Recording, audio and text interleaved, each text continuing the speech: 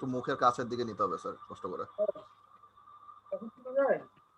Sir একটু ভালো শোনা যাচ্ছে আগে থেকে।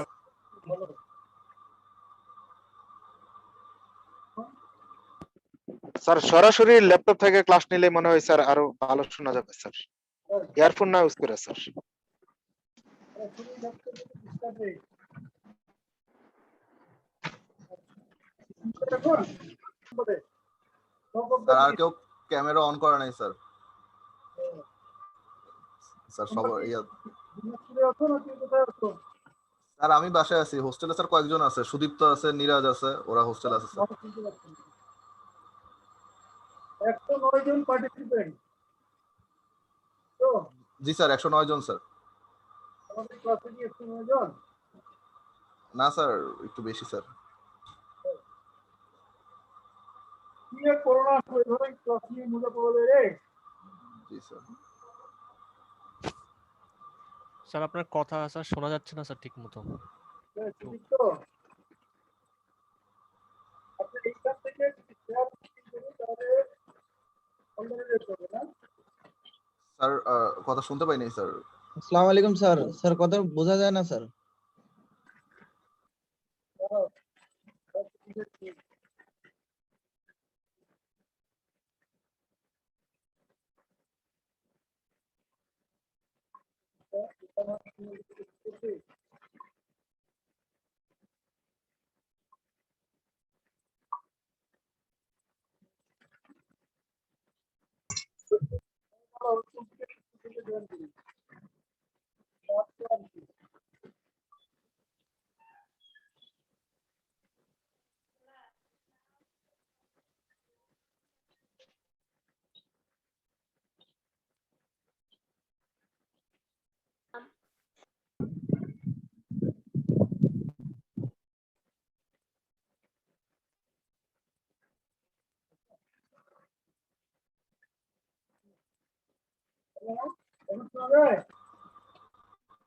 স্যার অত ভালো বোঝা যাচ্ছে না স্যার।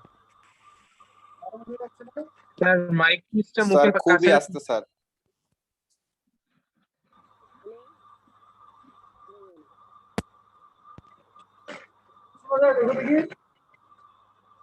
হ্যালো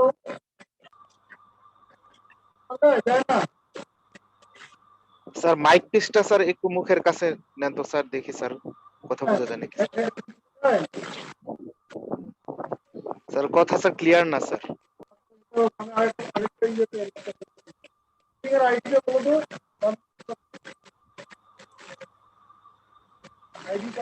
নয়েজও হচ্ছে স্যার, অনেক শব্দ আসতেছে স্যার, এবং স্যার এখন বেশ ভালো শোনা যাচ্ছে স্যার। এখন স্যার ক্লিয়ার স্যার। আমি ল্যাপটপটা চেঞ্জ করলাম, আমার ল্যাপটপটা বুড়া ল্যাপটপ তো, ম্যাডামেরটা নিলাম, বুঝছো? জি স্যার। এই হলো অবস্থা। জি স্যার। ধন্যবাদ স্যার কষ্ট করার জন্য স্যার। আপনি একটা নতুন কিনে ফেলেন স্যার, আর কত বুড়া ইউজ করবেন? হ্যাঁ সেই। আচ্ছা গ্যালারি ভিউ দেই। আচ্ছা শেয়ার করলে কি হবে?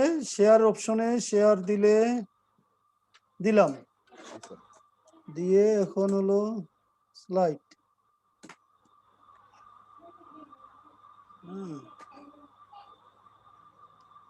পাওয়ার পয়েন্ট তোমরা কি দেখতে পাচ্ছ স্ক্রিনে? জি স্যার দেখতে পাচ্ছি স্যার। জি স্যার আমরা দেখতে পাচ্ছি। তোমরা নাই দেখলে হয় হসপিটালে? হ্যাঁ স্যার আপনার ভিডিওটা অন করে দিলে স্যার আপনাকেও দেখতে পাবো স্যার। ভিডিও অন করতে হবে না?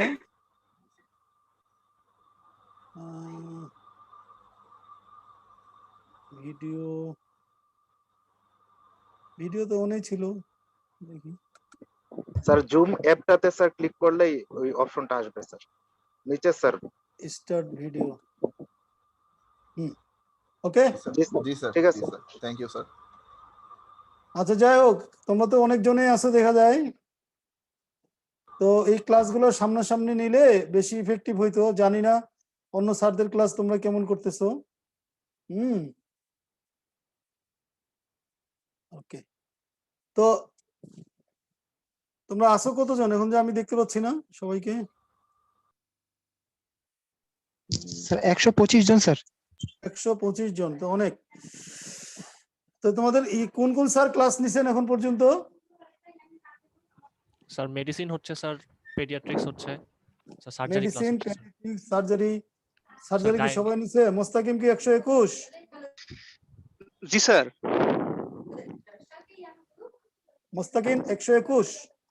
জি স্যার। তোমার চেহারা দেখি না তো। বড় ভাইরা কেমন পরীক্ষা দিচ্ছে, খবর টবর রাখছো?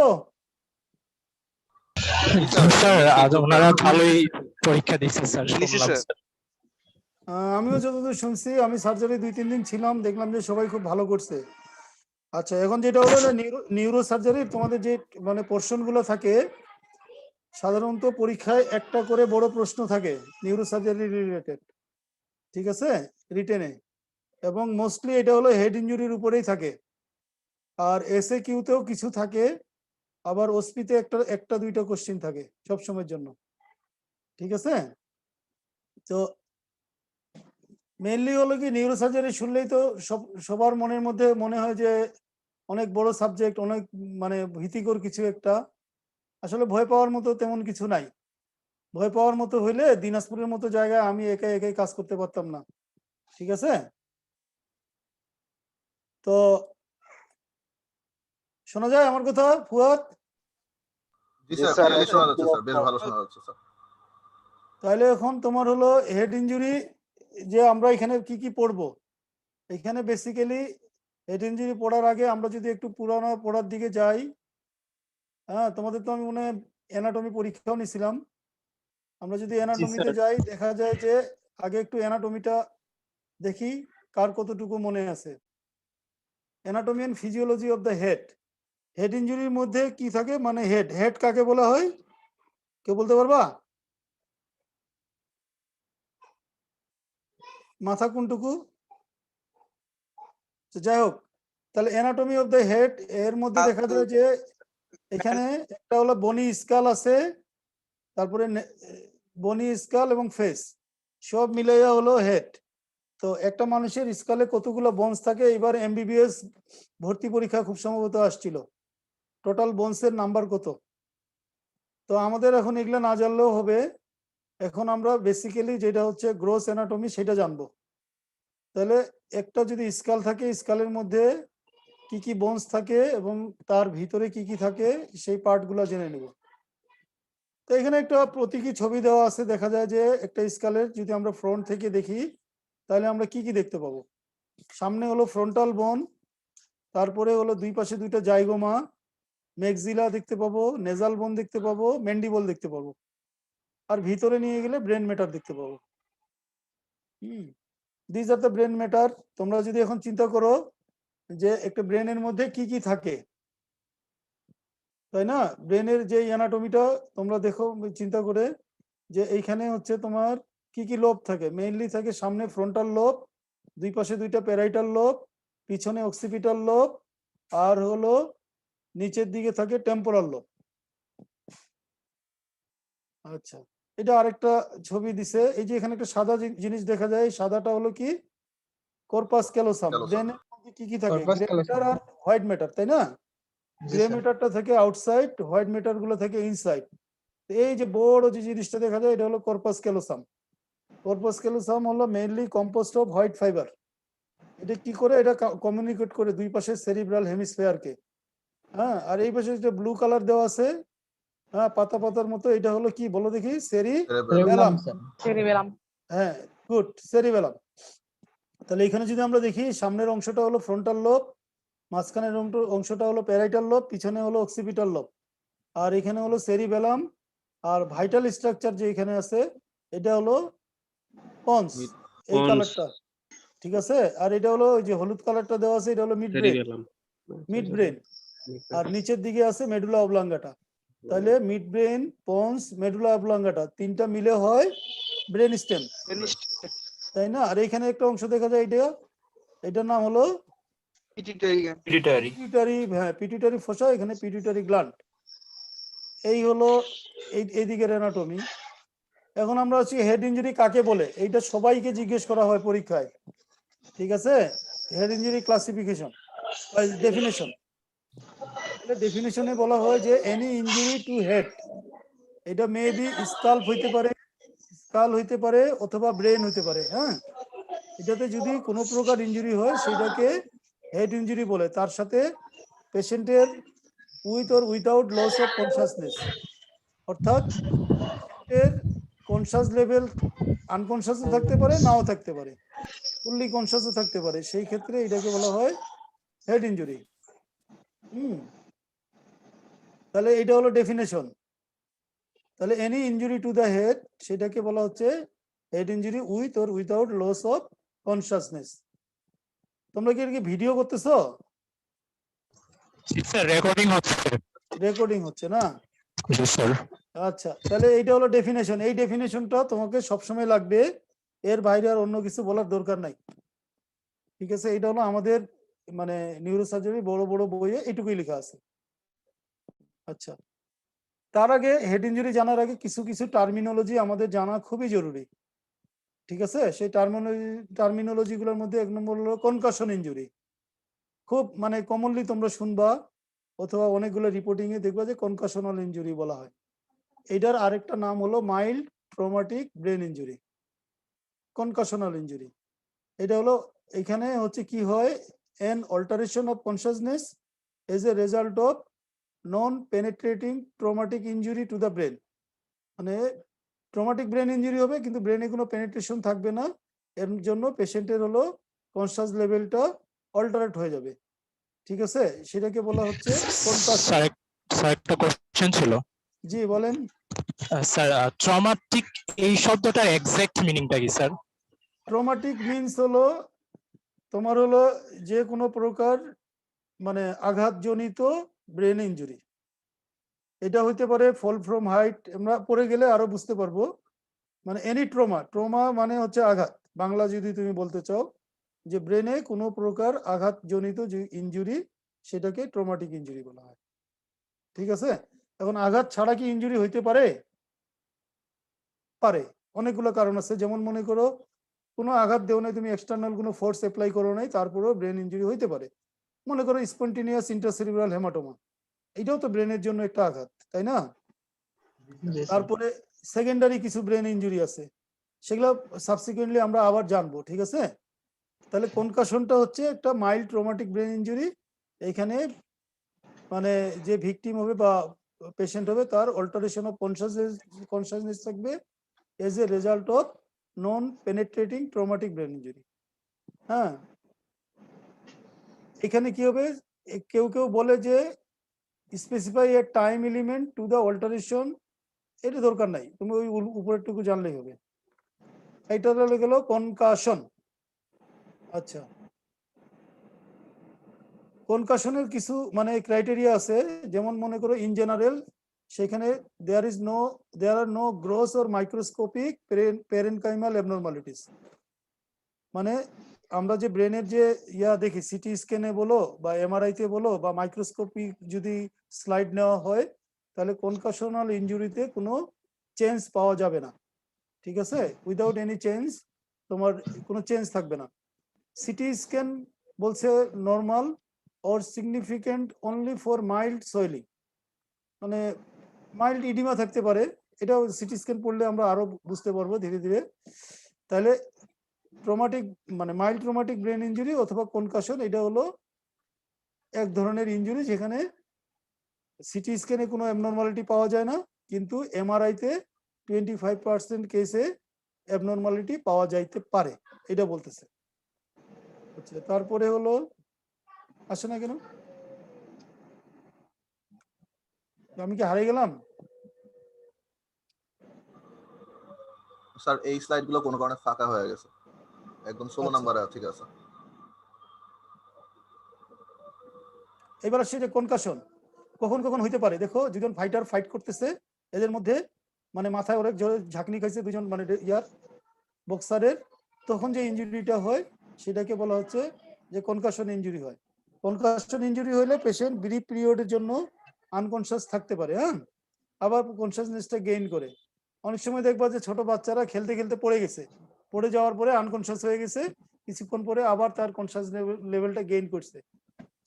তারপরে দেখা গেল যে মাইল্ড কিছু সিমটম থাকতে পারে, ভমিটিং হইতে পারে 1-2 বার, তারপরে ঠিক হয়ে যায়। তাহলে এটা হলো কনকাশনাল ইনজুরি। এরপরে আসি কনটিউশন। কন্টিউশনটা আরেক ডিগ্রি উপরে, ঠিক আছে? কনকাশনে যতটুকু ইনজুরি হয় কন্টিউশনে আর একটু বেশি হয়। তাহলে কন্টিউশন কাকে বলা হয়? এটা একটা term.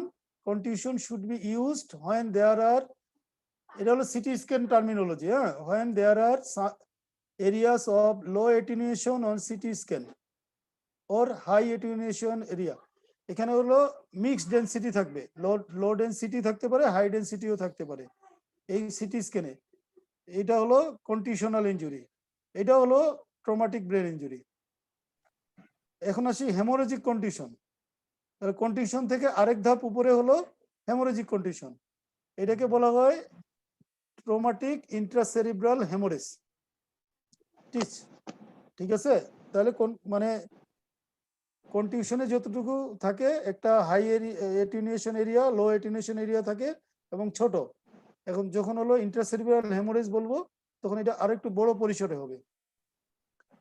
often considered as high density areas on CT scan, most commonly occurs in the area where sudden deceleration of the head causes brain to impact on bony prominence।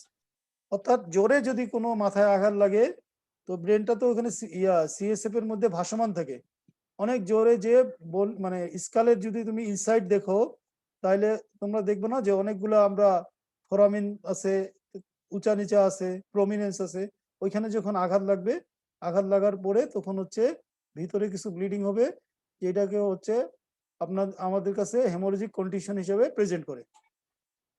যেমন বনি প্রমিনেন্স সেখানে কোথায় কোথায় হইতে পারে, টেম্পোরাল বোনসের এখানে হইতে পারে, ফ্রন্টাল বোনসের এখানে হইতে পারে, অক্সিপিটাল পোল, যে পোলগুলা বেশি ভালনারেবল নেয়ার অ্যাবাউট টু দা বনি প্রমিনেন্স, সেইখানে হেমোরেজিক কন্ডিশন হয়। এবং এইখানে হচ্ছে আমাদের আছে হলো মানে এরপরে আমরা শুনবো কোপ ইনজুরি আর কন্ট্রা কোপ ইনজুরি। ডাইরেক্ট ইম্প্যাক্টের জন্য যে হেমোরেজিক কন্ডিশনটা হয় সেটাকে কোপ ইনজুরি বলা হয়, আর যেটা হলো ইনডাইরেক্টলি হয় সেটাকে বলা হয় কন্ট্রা কোপ ইনজুরি। এই জিনিসটা সরাসরি আর কিভাবে বলা যায়, মনে করে একটা মাথায় লাগছে, সে আমার স্কাল একটা ছিল চেম্বারে, আনলেই পারতাম, হ্যাঁ। তাহলে এটা হলো কোপ ইনজুরি, কন্ট্রা কোপ ইনজুরি। কোপ ইনজুরি হলো ডিরেক্ট যখন হচ্ছে একটা ইম্প্যাক্ট পড়বে মাথার উপর, ডিরেক্ট ইনজুরির জন্য হবে এটা কোপ। আর এই ডিরেক্টটার জন্য এর ইফেক্ট হিসাবে ফোর্সটা যখন যাবে ব্রেনে গিয়ে উল্টা পাশে ঠিক অপোজিট সাইডে যে ইনজুরিটা হবে এটা হলো কন্ট্রা কোপ ইনজুরি। তাহলে হেমোরেজিক কন্ডিশন হইলে কি করা হয়, এইখানে হলো পেশেন্টের হলো সার্জিক্যাল ডিকম্প্রেশন লাগে। সার্জিক্যাল ডিকম্প্রেশন লাগে, হ্যাঁ, না হইলে হচ্ছে ব্রেনটা হার্নিয়েট করতে পারে। তাহলে এই হেমোরেজিক কন্ডিশন আমাদেরকে খুব গুরুত্ব সহকারে দেখতে হবে, ঠিক আছে? তাহলে আমরা যদি কনকাশন হিসাব করি, কনকাশনে হলো আমাদেরকে সজাগ দেখতে হবে যে অন্য কিছু আছে কিনা। যদি কোনো ফাইন্ড আউট যদি না হয়, যদি পেশেন্টের অল্টারেশন অফ কনসাসনেস রিগেইন করে সিটি স্ক্যান নরমাল থাকে, তাহলে আমাদের খুব বেশি কিছু করার লাগবে না, সেই ক্ষেত্রে আমরা কনজারভেটিভ ট্রিটমেন্ট দিব। হেমোরেজিক কন্ডিশন হইলে সামটাইমস কনজারভেটিভ ট্রিটমেন্ট দিব। যদি অনেক বেশি হয়, হ্যাঁ, মানে এই যে কন্টিউশন, আর যদি হেমোরেজিক কন্ডিশন হয় তাহলে এটা ডিপেন্ড করবে যে কত বড় মানে হেমোরেজিক কন্ডিশন। যদি বেশি বড় হয় তাহলে সার্জিক্যাল ডিকম্প্রেশন লাগবে, আর যদি ছোট হয়, যদি ব্রেনের উপর প্রেসার কম থাকে, তাহলে আমরা কনজারভেটিভ ট্রিটমেন্ট দেব। এটা হলো ডিপেন্ড করবে পেশেন্টের কন্ডিশন এবং সিটি স্ক্যান দুইটার ফাইন্ডিংস এর উপর। এটা হলো হেমোরেজিক কন্ডিশন। এই যে একটা সিটি স্ক্যান দেখা যায়, এটা একটা সিটি স্ক্যান, হ্যাঁ, প্লেন সিটি স্ক্যান। এইখানে কি কি দেখা যায়, এই সুযোগে যদি আমরা একটা সিটি স্ক্যান পড়ে ফেলি যে সিটি স্ক্যান কেমন করে পড়তে হয়। একটা সিটি স্ক্যান যখন আমরা ট্রমা রোগীর করি তখন এখানে আমরা লিখি city scan of brain with bone window, city scan of brain with bone window, অথবা সিটি স্ক্যান অফ হেড, এটা বললে সবকিছুই কভার করে। আর আদারওয়াইজ আমরা যদি শুধু সিটি স্ক্যান অফ ব্রেন লিখি তাহলে তুমি কিছু জিনিস তোমাকে টেকনিশিয়ানরা দিবে না, তাহলে তুমি ফুললি করতে পারবে না। তো আমরা সাধারণত লিখি city scan of brain with bone window. তো আমরা যদি এই সিটি স্ক্যানটা পড়তে যাই এখানে, ঠিক আছে, এখানে কি কি স্ট্রাকচার দেখতে পাচ্ছি, আমি তো সবার নাম জানি না। এখন তো সমস্যা, খালি বারবার ফুয়াদের কথা বললে সবাই বলবে যে পার্সিয়ালি করতেছি, অথবা সুদীপ্তর কথা বললে, নাকি রে? তো যাদের নাম দেখতে পাচ্ছি এখানে আমির হামজা, আমির হামজা কি আসো? জি স্যার। আচ্ছা, এইখানে দেখা যাচ্ছে একটা CT scan of brain. CT স্ক্যানটা মানে ব্রেন এখানে হলো, এটা হলো এক্সিয়াল সেকশন বলে। তাহলে হ্যাঁ, এটা হলো মাল্টিপল এক্সিয়াল সেকশন। এরকম আমরা অনেকগুলো ফিল্ম দেখি। তোমরা কি কখনো দেখছো সিটি স্ক্যান হাতে নিয়ে ওয়ার্ডে? স্যার দেখছিলাম একদিন, কিন্তু অতটা বুঝি নাই। মানে 4th ইয়ার তো কাটতে গেছে, কোভিডে খাইয়া বলাইছে নাকি? জি হ্যাঁ? জি স্যার। কারণ 5th ইয়ারও যদি এরকম মানে হয় তাহলে তো বিপদ হয়ে যাবে। তো জি যাই স্যার। হোক, এরকম অনেকগুলা কাট থাকে, সেকশন থাকে। হ্যাঁ, এটাকে বলা হয় এক্সিয়াল সেকশন। এটা লাইক আমরা যখন সালাদের জন্য যেমন শসা কাটি না গোল গোল করে, ঠিক একটা জি স্যার। মানুষের মাথাতে এরকম মানে একটার পর একটা সেকশন নেওয়া হয়। ঠিক এই সেকশনটা হলো ওইরকম। তাহলে আর কি কি সেকশন আছে? এক্সিয়াল থাকলে তাহলে কোরোনাল থাকবে। কোরোনালটা হলো সামনে থেকে পিছনে। আর একটা আছে তোমার হলো সেজাইটাল সেকশন, সাইড টু সাইড। হ্যাঁ, ওগুলাও আছে, দেখি আছে কিনা আমি। আরে স্লাইড গুলো আগে রেডি করা তো। আচ্ছা, তাহলে আমরা যদি এই এক্সিয়াল সেকশনটাতে দেখি একটা সিটি স্ক্যানের, তাহলে কি কি পাই? এই যে বাইরে এই যে সাদা একটা অংশ দেখছি না, রাউন্ড চারদিকে, স্যার। এটা এটা কি? এটা স্কাল বোনস। হ্যাঁ, বনি পার্ট। বনি পার্ট বনি সিটি parts। স্ক্যানে অলওয়েজ হাইপার মানে হাইপার ডেন্স। আমরা সিটি স্ক্যানে বলি সাদা অংশটাকে হাইপার ডেন্স, আর এই যে কালো অংশটা দেখতেছি মাঝখানে, এটা হলো হাইপোডেন্স। তাহলে সিটি স্ক্যানে পড়ানো হয় হলো ডেন্সিটি, হাইপার ডেন্স ওর হাইপোডেন্স ওর আইসোডেন্স। তাহলে আইসোডেন্সটা হবে লাইক ব্রেনের যে ডেন্সিটি, এটা হলো ব্রেনের ডেন্সিটি, এটা হলো আইসোডেন্স। আর ব্রেনের ডেন্সিটি থেকে যেটা বেশি ব্ল্যাক হবে সেটা হলো হাইপোডেন্স, আর যেটা বেশি সাদা হবে সেটা হলো হাইপারডেন্স। বুঝছো? জি স্যার। এক্সরেতে আমরা কি দেখি, কে বলতে পারবে? Opacity sir. অপাসিটি দেখো। Good, opacity. কে ম্যাডাম? ম্যাডামের নাম কি? মনিকা। মনিকা। হ্যাঁ, এক্সরেতে আমরা দেখি অপাসিটি। তাহলে রেডিও অপাক আর রেডিও লুসেন্স, তাই না? আল্ট্রাসোনোগ্রামে কি দেখা হয়? ইকোজেনেসিটি। Very good, echogenicity. আর এমআরআই তে কে দেখা হয় বলতে পারবা? ইন্টেন্সিটি।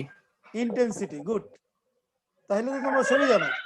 তাহলে আমরা সিটি স্ক্যানে দেখবো হলো ডেনসিটি, ঠিক আছে? তাহলে এই একটা সিটি স্ক্যান, সেখানে যদি দেখি হাইপার ডেন্স যে শ্যাডোটা, তাহলে সেটা আমরা ধরে নিব এটা একটা বনি ইমেজ বা বোনসের শ্যাডো, ঠিক আছে?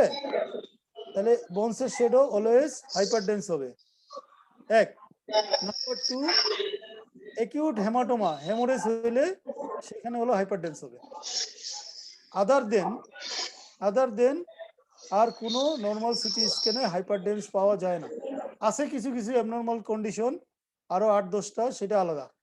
আমরা নর্মালি আমরা যেটা দেখি তোমাদের জন্য যেটা প্রয়োজন সেটা হলো হাইপার ডেন্সিটি। যদি দেখি তাহলে আমরা দেখব অ্যাকিউট হেমোরেজ অথবা বন্স অথবা ক্যালসিফিকেশন, ঠিক আছে?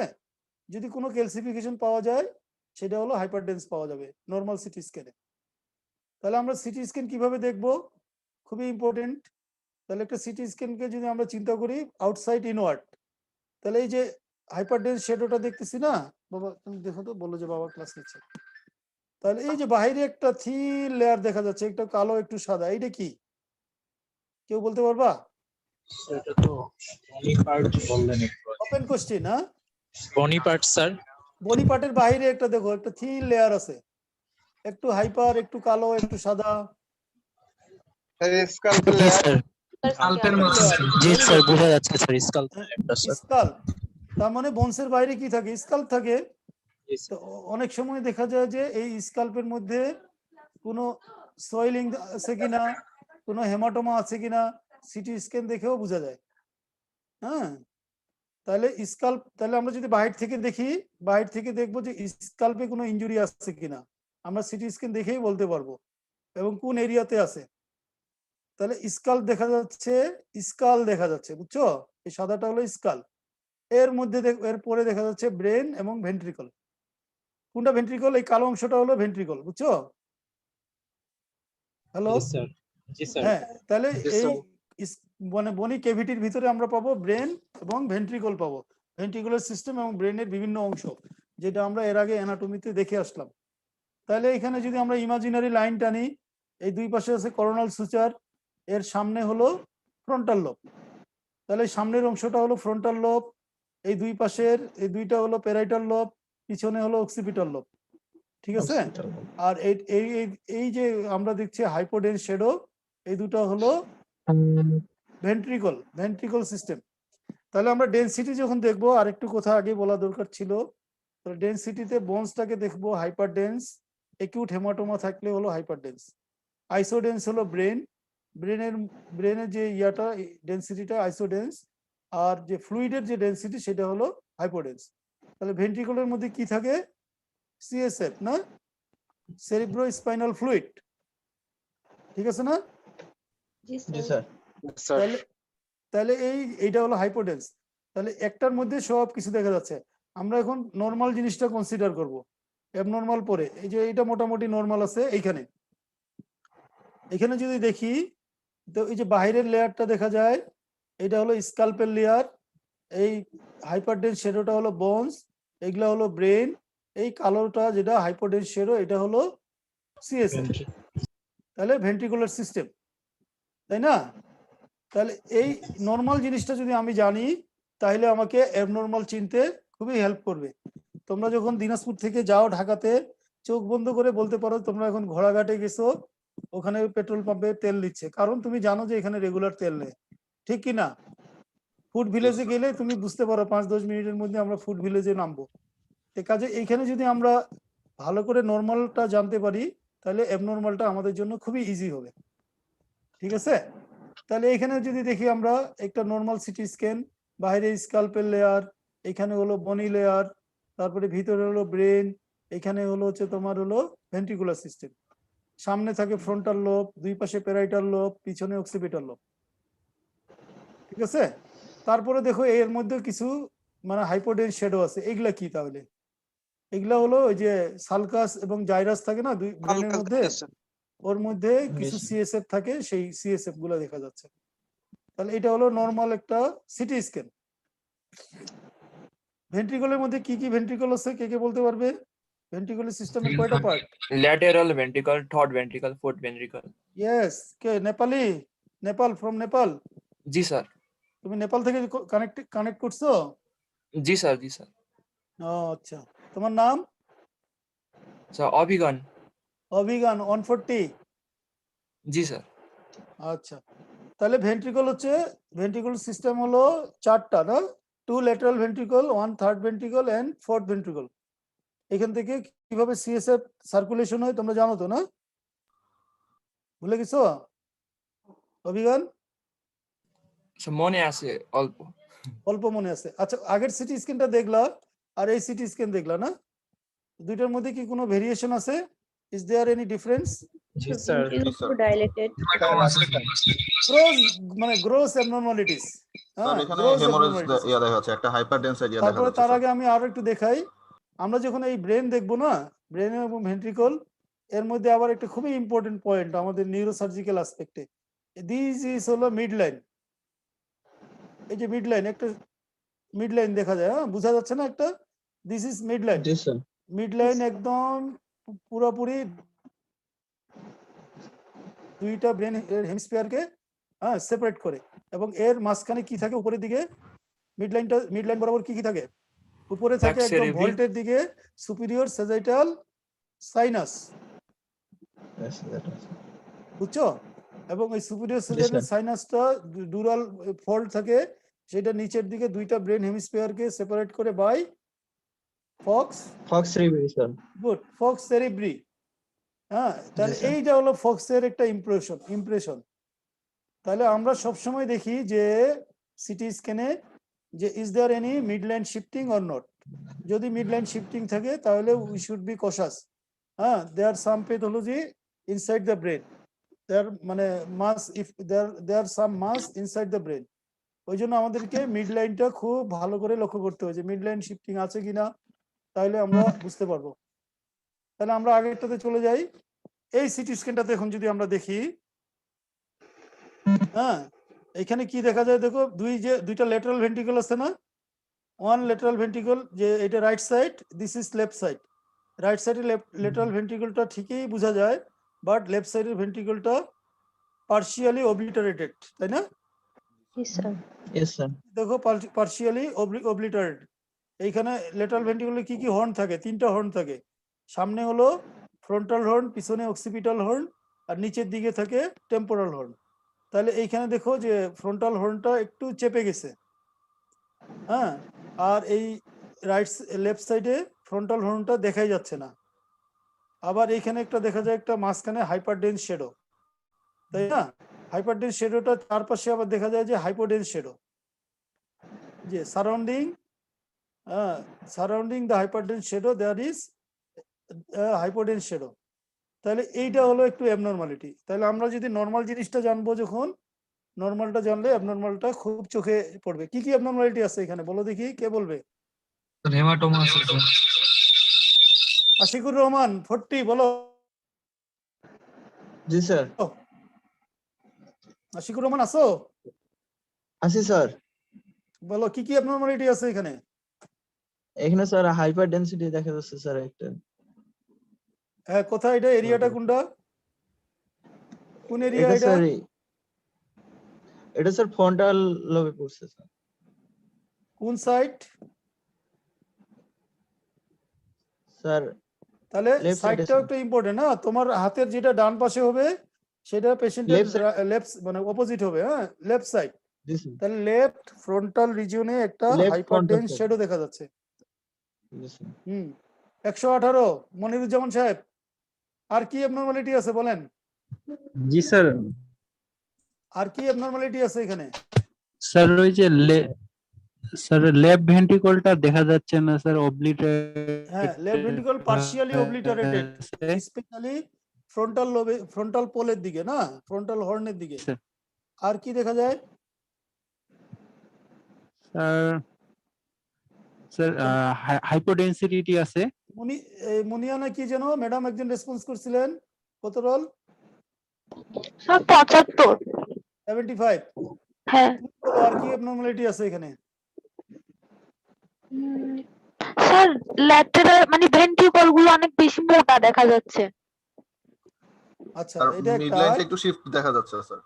হ্যাঁ, আর তোমার ফ্রন্টাল রিজিয়নে এইদিকে মিড লাইনটা শিফট হয়ে গেছে এই জায়গায়। দেখো, এর যদি বাউন্ডারি যদি চিন্তা করো, এখানে এসে দেখো যে মিড লাইনটা অপোজিট সাইডে শিফটিং হয়ে গেছে, তাই না? আর এই যে জি স্যার। হেমাটোমাটা আছে, এর চারপাশে হাইপোডেন্স শ্যাডো হয়েছে। এই হাইপোডেন্স শ্যাডোটা কি ইন্ডিকেট করে? Anybody? Edema. Fluid edema. Yes, edema. কে বলছে? আমি বোধহয় গ্যালারি ভিউ দেই না, তাইলে বোঝা যাবে যে ইয়া স্পিকার ভিউ। তাহলে এই যে এটাকে বলা হয় ইডিমা, দিস ইজ পেরিলেশনাল ইডিমা।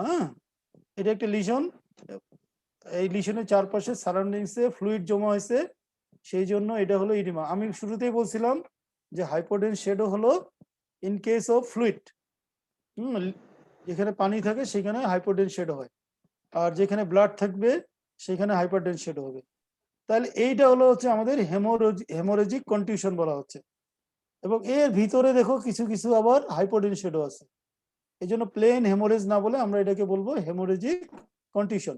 তাহলে এই সিটি স্ক্যানে আমরা ফাইন্ডিংস পাইলাম, লেফট ফ্রন্টাল রিজিয়নে একটা হেমোরেজ আছে বা হেমোরেজিক কন্টিউশন, তার সাথে পেরিলিজিনাল ইডিমা আছে, এবং তার সাথে হচ্ছে ফ্রন্টালটা মিড লাইন শিফটিং আছে, এবং তার ভেন্ট্রিকুলার সিস্টেমটা অবলিটারেটেড আছে, এবং তার সাথে ভেন্ট্রিকল গুলো মাইল্ডলি ডাইলেটেড আছে। Right Monica Chowdhury? Yes sir.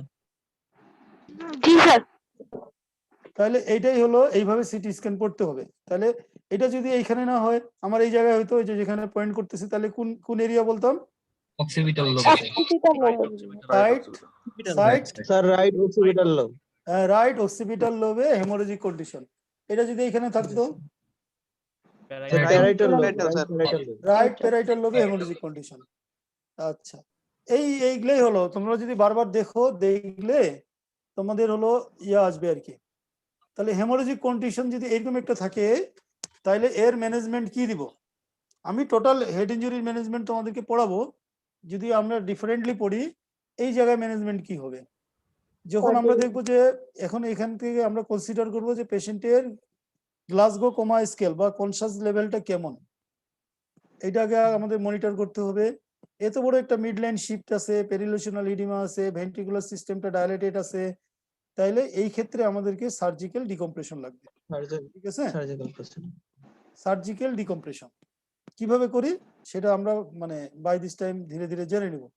তোমাদের সাথে আমার ক্লাস হচ্ছে টোটাল 12টা, বুঝছো? 12টা ক্লাসে আমরা আস্তে আস্তে সব জানতে পারবো। তাহলে সিটি স্ক্যান যেটা দেখা হয় এটা বললাম।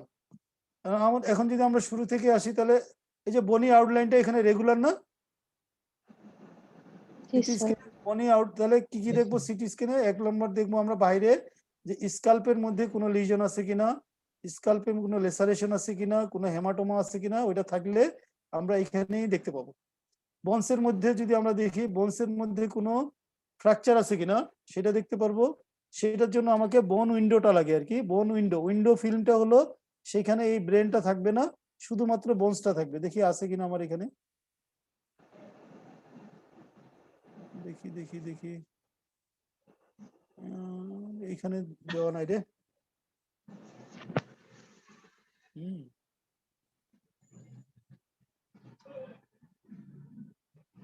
তোমাদের হচ্ছে নিউরোসার্জারিতে যে প্রশ্নগুলো থাকে পরীক্ষায়, সবাই তো দেখি যে ফাটাফাটি বলতে পারতেছে, কাউরে তো আটকাইতে পারলো না এবার, বিকজ 25 ব্যাচের আমি সবার ক্লাস মানে ক্লাসগুলো খুব ভালো করে নিছিলাম। হ্যাঁ, সবাই পারছে, কেউ বাদ যায় নাই যে কেউ পারে না, এটা কেউ বলতে পারে নাই। আচ্ছা, তাইলে হচ্ছে এটা আমি বোন উইন্ডোটা পাইলাম না, তাহলে বোনসের মধ্যে কোনো গ্রোথ আছে কিনা, ফ্র্যাকচার আছে কিনা আমরা, এবার লেসারেশন আছে কিনা, এটা আমরা উইন্ডো ফিল্মে দেখতে পারবো। আর এই সিটি স্ক্যানে এই যে হেমোরেজিক কন্ডিশন পাইলাম, তাহলে কোন কোন এরিয়া কি কি ইনভলভমেন্ট তোমরা বলতে পারবা। এটা আছে। এবার কন্ট্রাক্ট অফ ইনজুরি, এর আগে বলছিলাম কন্ট্রাক্ট অফ ইনজুরি কি জিনিস, এটা একটা ফ্রান্স ল্যাঙ্গুয়েজ। এইখানে দেখো কন্ট্রাক্ট অফ ইনজুরিতে লেখা আছে যে counter blow in addition to the potential injury to the brain directly under the point of impact, অর্থাৎ তুমি যেখান থেকে লাঠি দিয়ে বাড়ি দিছো সেইখানে ব্রেনের যে ইনজুরিটা সেটাকে বলা হচ্ছে সেটাকে হলো কোপ ইনজুরি বলা হয়। The force imparted to the head may cause the brain to be thrust against the skull directly opposite the blow। যে এখানে ইম্প্যাক্ট করা হয়েছে, ব্রেনটা তো ভাসমান থাকে সিএসএফ এর মধ্যে, ওইখান থেকে যে যখন বাড়িটা খাইলো, খাওয়ার পরে তোমার স্কালে লাগলো, স্কালে পরে ব্রেনের মধ্যে লাগলো, লাগার পরে তোমার অপোজিট সাইড এই যে ফ্রন্টাল লোবে এসে ইনজুরি হলো, এইটাকে বলা হয় কন্ট্রাক্ট অফ ইনজুরি। তাহলে ইম্প্যাক্ট সাইডে যেটা হলো এটা কোপ ইনজুরি, আর যেটা হলো অপোজিট সাইডে হলো সেটা হলো কন্ট্রাক্ট অফ ইনজুরি। এটা হচ্ছে তোমাদেরকে অনেক সময় বুঝাই দিতে বলে পরীক্ষার, সব সময় থাকে না, যদি কারো কপাল খারাপ থাকে বা ভালো থাকে, পারলে তো ভালো, না পারলে তো খারাপ, তাই না? স্যার এবার আসো ডিফিউজ কোপ একজনাল আর ইনজুরি। কাউন্টার কোপ ইনজুরি স্যার পার্থক্যটা স্যার একবার একটু বলা যাবে? আচ্ছা, কন্ট্রা কোপ ইনজুরি আর কাউন্টার কোপ না, কন্ট্রা কোপ আর হলো কোপ। কোপ ইনজুরিটা হলো এই যে দেখো এই যে লাল জায়গাটা দিয়ে যেখানে সাইট অফ ইম্প্যাক্ট, জি স্যার। যেখানে প্রাথমিক আঘাতটা লাগবে সেইখানে যে ব্রেন ইনজুরি হবে এটা হলো কোপ ইনজুরি। ঠিক তার অপোজিট সাইডে 90 ডিগ্রি মানে 180 ডিগ্রি অপোজিটে যে ইনজুরিটা হবে সেটা হবে contract of injury. G sir. এইটার জন্য ব্রেনের মধ্যে যে থ্রাস্ট যে হয়, যে ইনজুরিটা হয়, ব্রেনটা পড়ে যে ওই যে বলা হয়েছে না যে বনি প্রমিনেন্স যে থাকে সেখানে যে যখন আঘাত লাগবে তখন যে ইনজুরিটা হবে এটা হলো contract of injury. G sir. Sir মানে ইমপ্যাক্ট সাইট স্যার একটাই থাকবে, একবার হচ্ছে স্যার হ্যাঁ, একটাই সাইড অফ ইমপ্যাক্টে একটা থাকবে আর একটা অপোজিট সাইডে থাকতে পারে, সব সময় থাকবে এরকম কোনো আশা করা যায় না, অনেক সময় থাকে। ঠিক আছে? জি sir. Sir severity sir diffuse কোনটা? Axonal injury. তুমি বলো কোনটা বেশি? কোপে স্যার। বলো দেখি। ওখানে তো ডাবল ইনজুরি হয়ে গেল, এখানে একটা সিঙ্গেল ইনজুরি হবে, কিন্তু কন্ট্রাক্ট অফ ইনজুরি থাকলে তো ডাবল ইনজুরি, সিভিয়ারিটি অবশ্যই বেশি, তাই না? শামস সাহেব কি মনে হয়? জি স্যার। সিয়াম শামস? জি স্যার, অপোজিট সাইডে স্যার হচ্ছে কাউন্টার ক্লেম ইনজুরিতে স্যার মানে সিভিয়ারিটি। তা আচ্ছা, এরপরে আসি আমরা নেক্সট স্লাইডে, ডিফিউজ এক্সজোনাল ইনজুরি। ডিফিউজ এক্সজোনাল ইনজুরিটা এইটাতে মানে যদি আমরা খুব কমনলি, ফরেনাররা তো সবাই বাংলা শিখে গেছো তাই না, নেপালিস? জি sir. Any problem no sir. In Bangla conversation? No sir. হ্যাঁ, নো ইন্ডিয়ান ছিল না দুজন ফুয়াদ তোমাদের? স্যার কাশ্মীরি আছে কয়েকজন, কাশ্মীরি, হ্যাঁ কাশ্মীরি, অল কাশ্মীরি আর জয়েন? জি স্যার। Yes sir. কত 4-5 জন না 7? 5 জন আছে। You are 7? হ্যাঁ 5, we are 5 from 5। তার মধ্যে কে কে ছিল? সাইমা না? সাইমা একজনের নাম ছিল না? No sir. এই তোমাদের তো আমি পরীক্ষা নিছিলাম এই জন্য চিনি, বুঝছো ফুয়াদ? জি স্যার। তোমাদের এক্সামে ছিলাম বলে অনেককেই চিনি আমি। আচ্ছা যাই হোক, তাহলে ডিফিউজ এক্সজোনাল ইনজুরিটা কি জিনিস? ডিফিউজ এক্সজোনাল ইনজুরি হলো, এটা হলো severe form of brain injury, severe form, but CT স্ক্যানে আমরা দেখবো যে normal. CT scan film shows no abnormality, almost normal, but it's severe form injury. এইখানে হলো ফেলাসিটা, যে আমরা দেখবো যে পেশেন্ট খুবই খারাপ, পেশেন্টের মানে কনসাস লেভেল খুবই খারাপ, পেশেন্টের রেসপিরেটরি ডিস্ট্রেস হচ্ছে, কোনো কমিউনিকেশন করতে পারছে না, বাট সিটি স্ক্যান নর্মাল। ঠিক আছে, এই ক্ষেত্রে হলো মানে এইটাই হচ্ছে এসএস করা খুব মুশকিল হয়ে যায়, যে মনে হয় সিটি স্ক্যানে কিছু নাই, বাট পেশেন্ট এত খারাপ, এখন আমি কাউন্সিলিং কিভাবে করব পেশেন্টকে, এটা হলো খুব ঝামেলা হয় আমাদের। হ্যাঁ, দেখা গেল সিটি স্ক্যান রিপ করবে যারা radiologist, scan reveals normal study, কিন্তু পেশেন্ট খারাপ, এখন পার্টিতে বলবে যে সিটি স্ক্যান নরমাল, কেন আপনি বলছেন আমার রোগী খারাপ, কেন ভালো হবে না? এটাকে হলো একটা সিভিয়ার ইনজুরি। এইখানে হলো হেমোরেজিক ফোকাই পাওয়া যায় in the corpus callosum, dorsolateral rostrum of the brain stem. মানে আমরা আগেই বলছি যে তোমার হলো গ্রে ম্যাটার এবং হোয়াইট ম্যাটার, এখানে হোয়াইট ম্যাটারে ইনজুরিটা বেশি হয় এবং ম্যাক্সিমাম ইনজুরিটা হয় মাইক্রোস্কোপিক লেভেলে, এবং মাল্টিপল মাইক্রোস্কোপিক লেভেলের ইনজুরি হয়, যার জন্য পেশেন্টের কনসাস লেভেল ডিটোরিয়েট করে, এবং সিটি স্ক্যানে নর্মাল পাওয়া যায়। আমরা যদি এমআরআই করি, এই ক্ষেত্রে এমআরআইতে অ্যাবনরমালিটি পাওয়া যায়। তাহলে এখন যদি আমরা বলি একটা মানে হেড ইনজুরি রোগী আসলে আমরা কি কি ইনভেস্টিগেশন করব? ইনভেস্টিগেশন আমরা করি মানে এক্সরে একটা করি, skull both AP lateral and Towne's view, আর করি হলো সিটি স্ক্যান অফ ব্রেন, আর হলো এমআরআই। এমআরআই এই শুধুমাত্র একটা ক্ষেত্রে যখন আমরা সাসপেক্ট করব it might be a case of diffuse axonal injury, then will go for MRI. Otherwise in our country commonly we do CT scan of the brain. Even X-ray খুব কম করা হয়, in the remote area যেখানে X-ray CT scan facilities নাই সেখানে X-ray করা হয়। বুঝতে পারছো? 79 হাসিনা বুঝা গেছে? হাসিনা? ইয়েস স্যার, বোঝা হ্যাঁ, গেছে। তাহলে আমরা স্যার এটা একটু আরেকবার বলেন। আরেকবার বলবো। তাহলে আমরা ডিফিউজ এক্সজোনাল ইনজুরি যখন সাসপেক্ট করব তখন আমরা এমআরআই করাই। কমনলি আমরা মানে হেড ইনজুরির জন্য 3টা রেডিওলজিক্যাল মানে ইনভেস্টিগেশন করি। Number 1 x-ray skull, AP lateral and Towne's view, আর হলো CT scan of the brain with bone window, আর হলো MRI of the brain. MRI আমরা সহজে বলবো না, যদি বলা হয় যে সিটি মানে হেড ইনজুরি রোগীর কি কি পরীক্ষা করাবো, অনলি 2 এক্সাম মানে 2 investigation, 1 x-ray another CT scan. কিন্তু তোমাকে যখন খুঁচানো হবে যে তুমি কি এমআরআই করবা, যে জি স্যার আমরা এমআরআই করতে পারবো in some special situations, special conditions like diffuse axonal injury. Diffuse axonal ইনজুরিতে নর্মালি মানে সিটি স্ক্যান নর্মাল আসে, কিন্তু পেশেন্টের কন্ডিশন যেহেতু খারাপ থাকে আমরা ডিফিউজ এক্সোনাল ইনজুরি আছে কিনা এটা বোঝার জন্য এমআরআই করব। এমআরআই করলে তখন আমরা বুঝতে পারবো যে এটা ডিফিউজ এক্সোনাল ইনজুরি। আর আদারওয়াইজ পেশেন্ট খারাপ, সিটি স্ক্যান পজিটিভ মানে নর্মাল, তখন আমরা ধরে নিব এটা ডিফিউজ এক্সোনাল ইনজুরি। ঠিক আছে হাসিনা? 79।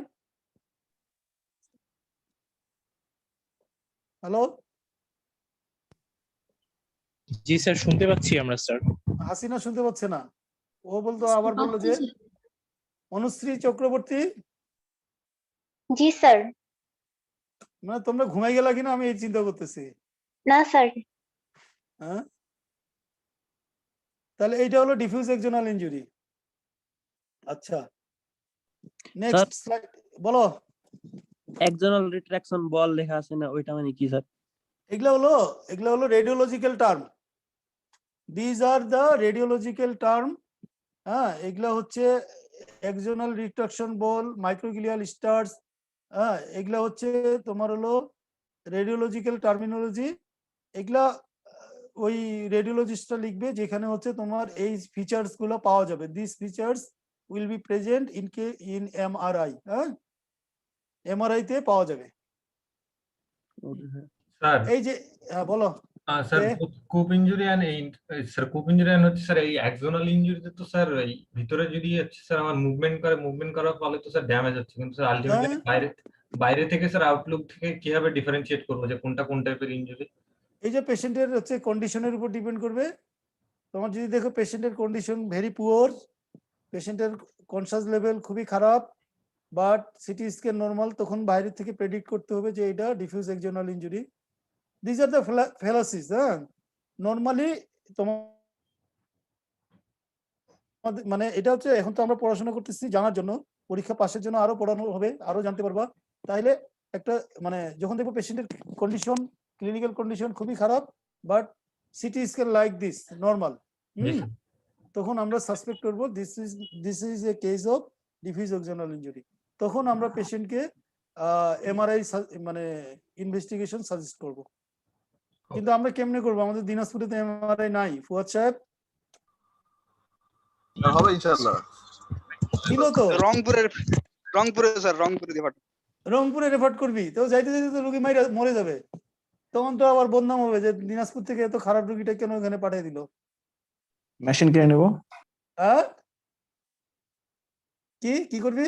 অল্টারনেটিভ চিন্তা করব স্যার, অল্টারনেটিভ কোনো কিছু আছে নাকি? হ্যাঁ, তখন হচ্ছে আমরা আমাদের যে লিমিটেড যে ইয়া আছে, যদি কোনো পার্টি আছে না আমাদের মাঠে নামে না, প্রতিদিন তো হেলিকপ্টার নামে এখন, তাই না? কলেজ মাঠে প্রতিদিন হেলিকপ্টার নামতেছে না? জি স্যার, রোগীরা অনেক ধনী স্যার। হ্যাঁ, দে আর রিচ। এখন এই সমস্ত পেশেন্টদেরকে বুঝাইতে গিয়ে সমস্যা হয়। তখন আমরা বলি যে তাহলে আপনারা অনেকেই হাইপার অ্যাক্টিভ থাকে, তখন আমরা পাঠিয়ে দেই। ঠিক আছে, আমি পার্সোনালি তোমরা হয়তো জানো আমি সব রোগী কিন্তু পাঠাই না, বিকজ আমাদের এখানে তো সব রকম ফেসিলিটিস আছে।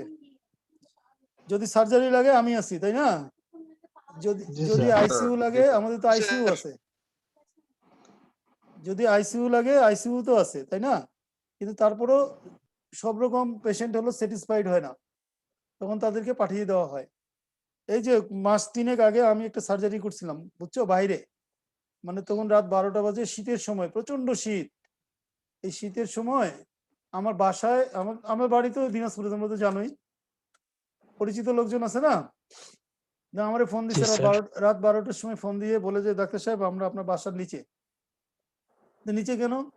যে সিটি স্ক্যান নিয়ে আসছে, একদম খুবই খারাপ, পেশেন্টের গ্লাসগো কোমা স্কেল 5, মহিলা পেশেন্ট, এখানকার হলো এক ধনাঢ্য ব্যক্তি আর কি, বোচাগঞ্জের, সেতাবগঞ্জের। তো তখন খুব কুয়াশা, তো আমাকে বলে যে আপনি কি মনে করেন যে আমরা ঢাকায় যাব? আমি বললাম ঢাকা আপনি যাইতে পারেন, কিন্তু আপনার পেশেন্ট তো সার্ভাইভ করবে না, কালকে মানে হেলিকপ্টারও নামবে বলে এটার কোনো গ্যারান্টি নাই, তাই না? অনেক কুয়াশা ছিল তখন। তো ওরা এগ্রি করলো, আমি অপারেশন করে দিলাম। পরে ওই অপারেশন পেশেন্টটা কনসাস লেভেল ফিরে না, এই ভালো মন্দ 1.5 মাস ছিল আইসিইউতে বাইরে, বুঝছো। পরে ওরা এই অপারেশনের কাগজ, সিটি স্ক্যানের কাগজ, ঢাকা এমন কোন হসপিটাল নাই যে দেখায় নাই, সব জায়গায় দেখেছে, ইভেন ওরা ইন্ডিয়াতেও দেখেছে। বুঝছো? কিন্তু এই ট্রমাটিক পেশেন্টের এইটা হলো গোল্ডেন আওয়ার। আমি সার্জারি করছি, কোথাও থেকে বলে নাই যে সার্জারিটা ঠিক হয় নাই বা ট্রিটমেন্টটা রং হচ্ছে। ফাইনালি ওরা আমাদের উপরে আস্থা রাখছিল। আলটিমেটলি পেশেন্টটা এক্সপায়ার করছে প্রায় 1-1.5 মাস পরে। কিন্তু এই এখন তো হচ্ছে যে যুগটা তো হলো এখন সোশ্যাল মিডিয়া আর হলো সব মিডিয়ার যুগ।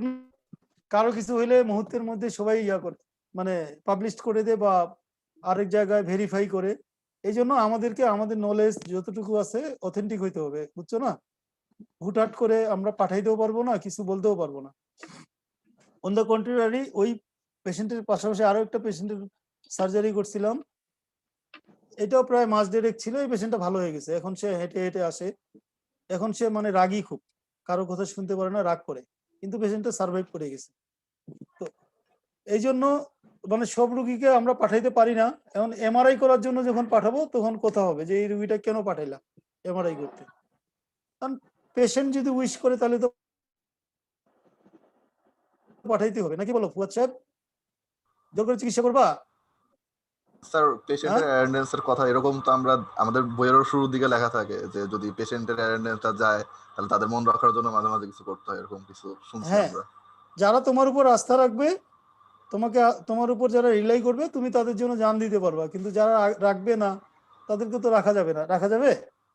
না স্যার। মোটেই না, রাখা স্যার। যাবে না। এখন তো আমাদের মেডিকেল কলেজের মাঠে প্রতিদিন হেলিকপ্টার নামে। কাজে দিনাজপুর আর গরিব নাই, বুঝো না? জি স্যার। এই যে এতক্ষণ যেটা পড়লাম এগুলো সব ইন্ট্রোডাক্টরি কথাবার্তা। এর মধ্যে কারো কোনো প্রশ্ন আরো? স্যার ডিফিউজ এক্সোনাল ইনজুরিতে স্যার স্যাজাইটাল সিটি স্ক্যান করলে কোনো রেজাল্ট পাওয়া যাবে? সিটি স্ক্যানে অলমোস্ট তুমি নর্মাল পাবা সবসময়, ঠিক আছে? যদি তোমার পুরানো কেস হয়, প্রথম দিন না হয়, third day, second day, third day, fourth day onward, তাহলে হয়তো কিছু চেঞ্জ, ভিতরে কিছু ইডিমা পাওয়া যায়। কোনো সময় ব্রেনের মধ্যে যে সালকাস জাইরাস গুলো থাকে সেইগুলাকে অল্টারেশন হয়। মানে ধারণা করা যায় এটা ডিফিউজ এক্সোনাল ইনজুরি, কিন্তু ক্লিয়ার কাট বলা যায় না। 09 সাকিয়া আফরিন, কোনো প্রশ্ন? 09 Sakiya Afrin, any question? Sir এই ডিফিউজ এক্সোনাল ইনজুরি গুলা স্যার মানে হচ্ছে কি টাইপের ব্লো এর মাধ্যমে হয় স্যার? এগুলা হচ্ছে অনেক জোরে যে ইনজুরিটা হয় সেটা আর কি। কি টাইপের স্পেসিফিক না, যেটা হাই ভেলোসিটি ইনজুরি যেগুলো হয়। মনে করে একটা লোক হেঁটে যাচ্ছে মোবাইল ফোনে কথা বলতে বলতে, তারা এসে জোরে একটা ট্রাক এসে ধাক্কা দিছে। আজকে একটা ওয়ার্ডের রুগী দেখলাম, তাকে ধাক্কা দিছে হলো ট্রেন। বুঝতে পারছো মানুষ কি Yes, পরিমাণ sir. সতর্ক? ট্রেন ধাক্কা দিছে, ট্রেন, রানিং ট্রেন ধাক্কা দিছে। এখন বুঝো এটা কিভাবে সম্ভব? বেঁচে আছে স্যার। বেঁচে আছে কিন্তু খুব খারাপ অবস্থা। তা আমি জিজ্ঞেস করলাম যে একটা ট্রেন আসতেছে, আপনি বুঝতে পারেন? মানে বুঝতে পারে নাই। সে বলে সে তো ছিল একটা ইয়াতে, ভটভটিতে, ভটভটি ওর মানে ট্রেন আসতেছে তাও চলে যাচ্ছে। বুঝতে পারছো? এই হলো স্যার, অবস্থা। স্যার আমরা বাঙালিরা স্যার জীবনের থেকে সময়কে বেশি দাম দিই স্যার। কে বলতেছে এটা? সুদীপ্ত? Sir, Siam Sams. ইয়াম সামস। সাদিয়া আফরিন বলেন, কোনো কিছু জানার আছে? না পালাইছে স্যার, নাকি রে? বুঝতে পারছি।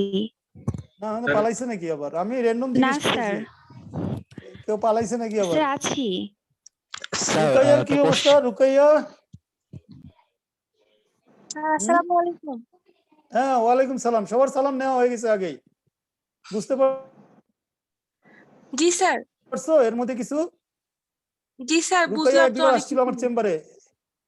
আমার জি চেম্বারে স্যার। একবার আসছিল রুকাইয়া, তাই না? জি স্যার। হ্যাঁ। Sir, question ছিল স্যার। কিয়াফত আজাদের বাড়ি কি কোথায় রে? স্যার দিনাজপুরে। দিনাজপুর। দিনাজপুরিয়া, হ্যাঁ। কার কোশ্চেন ছিল বলো?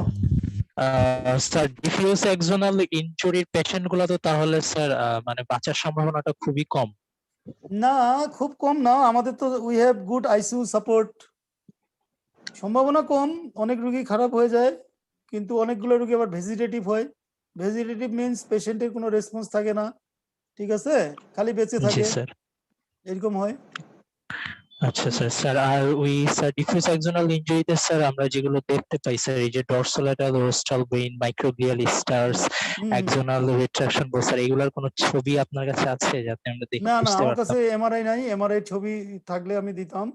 এগুলো এমআরআই তে পাওয়া যায়, আসলে আমরা তো এমআরআই করতেও পারি না, জি কারণ স্যার। পেশেন্টের কন্ডিশন এমন থাকে। আমাদের যে সেটআপ, এই সেটআপে তো তোমার হলো একটা পেশেন্টকে এমআরআই করতে নিতে গেলে রাস্তায় মরে যাবে, আমরা ওই জন্য পাঠাই না। রোগীদেরকে বলা হয় যে এটা করলে এই পাওয়া যেতে পারে, আমরা ট্রিটমেন্টে তো তোমার কোনো ভেরিয়েশন হবে না, বুঝছো না? জি স্যার। ঋত্বিক যাদব ফ্রম নেপাল 143। জি স্যার।